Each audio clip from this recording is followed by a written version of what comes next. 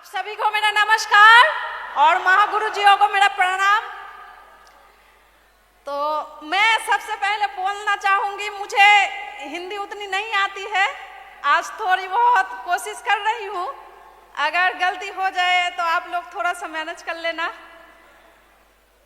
आज का दिन मेरा जीवन का बहुत महत्वपूर्ण दिन है और इस दिन के लिए मैं उस परमपिता परमेश्वर को धन्यवाद करना चाहूंगी कि उन्होंने मुझे इस मनुष्य यानी में जन्म दिया, जिसकी वजह से आज मुझे ये दिन देखने को मिल रहा है। और मैं अपने माता पिता, अपने सास ससुर, इन सभी का धन्यवाद करना चाहूंगी कि इन लोगों के आशीर्वाद के कारण और सर की मेहनत के कारण आज हम लोग यहाँ तक पहुँच पाए हैं।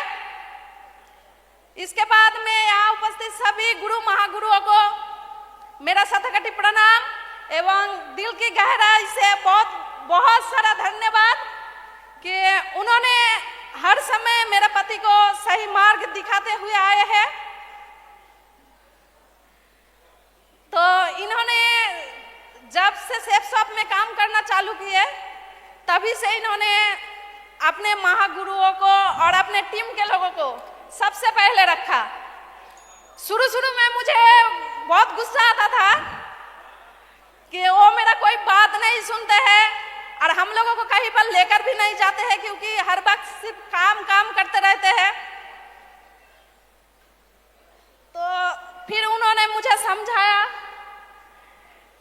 कि यहाँ काम ना करने से हम लोगों का जीवन तो जैसे तैसे कट जाएगा, लेकिन हमारा जो सपना है एक अच्छा जीवन जीने का, अपने बच्चों को एक अच्छा जीवन देने का, वो शायद पूरा नहीं होगा।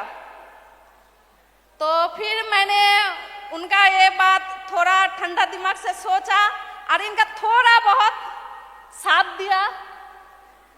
फिर जब वो काम करने के लिए अपने घर से अपने सूट बूट टाई पहन कर निकलते थे तो उनका गांव का बहुत लोग उनको देखकर उनका मजाक उड़ाता था।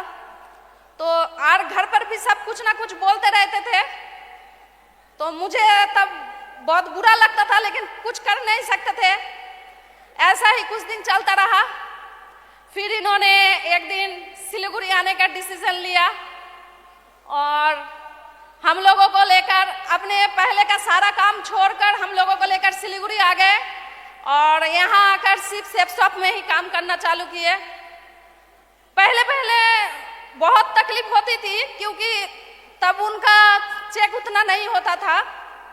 और मैंने पहली बार अपने मालदा शहर से सिलीगुड़ी आई इनके साथ और यहाँ आकर देखा एक छोटा सा कमरा है जो हम लोगों का गांव का किचन का जैसा था। वहाँ पर मुझे सब काम करना पड़ेगा और मैंने इससे पहले कुआं भी नहीं देखा था। यहाँ आकर उस कुएं से पानी उठाकर मुझे सब काम करना पड़ता था। तो मैं कभी कभी बहुत रोती थी कि मुझे यहाँ नहीं रहना है, मुझे घर लेकर चलो, मैं यहाँ नहीं रहूँगी। फिर इन्होंने मुझे समझाया, क्योंकि हम जब वहाँ से घर से आए थे तो सबको बोल कर आए थे कि जा तो रहे हैं लेकिन कुछ करके दिखाएंगे। वही बात इन्होंने मुझे समझाया कि हम घर तो चले जाएंगे लेकिन गांव का लोग हम लोगों को देखकर हंसेगा, बोलेगा जाते वक्त तो बहुत कुछ बोल कर गए थे, लेकिन 2 दिन में ही घर वापस आ गए। तो मैंने फिर इनका ये बात सुना, समझा। फिर उसके बाद मैंने कभी भी उनको और कुछ नहीं बोला।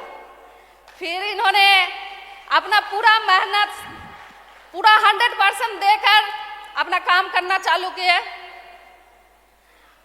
दिन रात एक कर काम किया। बच्चे का जन्मदिन भी होता था तो उनको बार फोन करना पड़ता था, कब आओगे कब आओगे, और वो सिर्फ आता हूँ बोलकर फोन रख देते थे।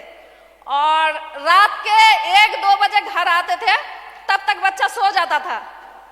तो और जब घर से बाहर जाते थे तो 20-25 दिन के लिए जाते थे।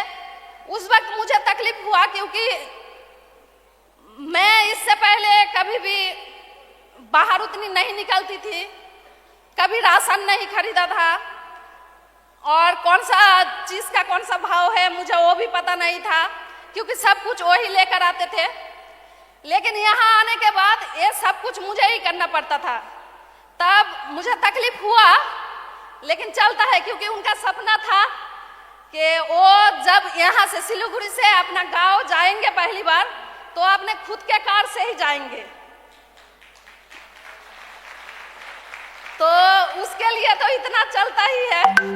तो फिर उन्होंने अपना काम किया, करते गए, और कुछ दिन बाद उन्होंने अपना कार लिया, और कार लेने के बाद पहली बार उन्होंने अपने कार से ही अपना गांव गया।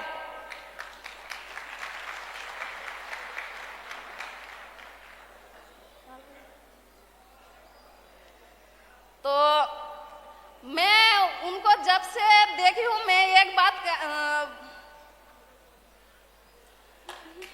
मैं यहाँ एक बात कहना चाहूँगी, और एक और मेरा पर्सनल है महागुरु जी बी के पांडे सर के लिए, कि उन्होंने हर समय इनको अपने बच्चे के तरह ही देखा। अगर इन्होंने कई बार भी कोई गलती की है तो सर ने अपने बच्चों की तरह बहुत डांटा भी, और उनके लिए क्या सही है ये उनको समझाया भी। तो ऐसा ही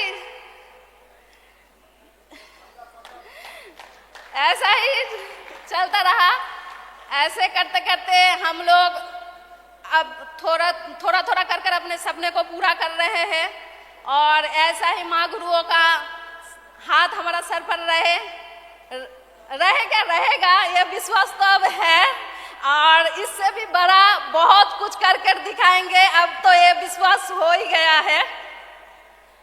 तो मैं इनके लिए एक और बात कहना चाहूँगी कि इन्होंने यहाँ काम करते वक्त इनको जिस भी मीटिंग में बुलाया गया, इनके पास अगर पैसा नहीं भी होता था तो एक किसी से उधार लेकर भी उस मीटिंग में गए। बहुत कुछ देखा, अभी तो मैं बोल भी नहीं पा रही हूँ, क्योंकि यहाँ तक पहुँचते बहुत कुछ देखा भी, बहुत कुछ सहा भी, लेकिन उनका जो सपना था आज पूरा हुआ। इसलिए मुझे बहुत खुशी है कि वो जो बोले थे वो कर दिखाया। Thank you. मैं और कुछ नहीं बोल पाऊंगी।